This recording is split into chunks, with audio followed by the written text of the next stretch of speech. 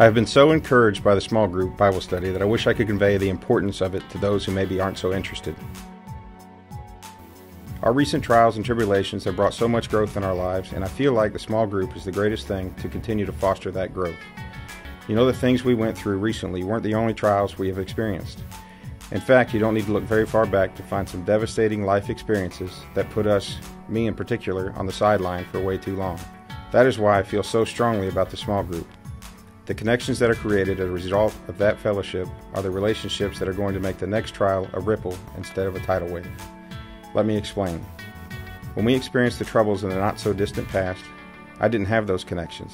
If anything, I had built up walls because of what I may have thought other people's perceptions of us might have been and what we were going through as a family. Truth be told, my problem was not with those other people. The problem was I had not invested myself into the lives of other people so that I was willing to receive the comfort that I could have received. Tim does a great job in our community group, and that is one of the things he beats into us, is to build relationships beyond a slap on the back. You know what? After we did the Growing Kids God's Way Bible study at Tim's house, I built enough of a relationship with Tim that I know when he came up and put his hand on my shoulder after we'd announced that Krista had cancer, and he said he was there for us and would be praying for us, that meant something. Not that Tim saying it before wouldn't have, but because of the relationship fostered through time spent in fellowship, I was able to see that it meant something and was greatly comforted by that.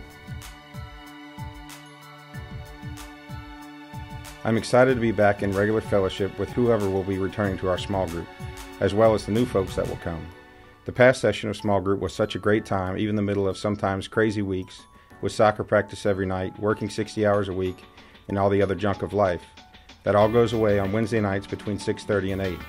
Much like what I can really say is a rejuvenation on Sundays, that is my midweek recharge, and I absolutely must have it. I'm not too proud to admit that at times in my life I was going through the motions coming on Sunday mornings, and midweek would not have happened. I have experienced much growth in the last couple of years, and if I was asked to pinpoint a turnaround, it would be the study we did with Tim and Jana that started me back in getting involved in the lives of others, which created the relationships that strengthened us in our time of need, which fostered the desire to be something more than an attendee on Sunday mornings, which led to the involvement in children's ministry, which led us to where we are today. Excited about the opportunity to serve, excited about new relationships to build, new partners to work with. I can only pray that someone else will share the same growth and revelations that I feel like I have been blessed with.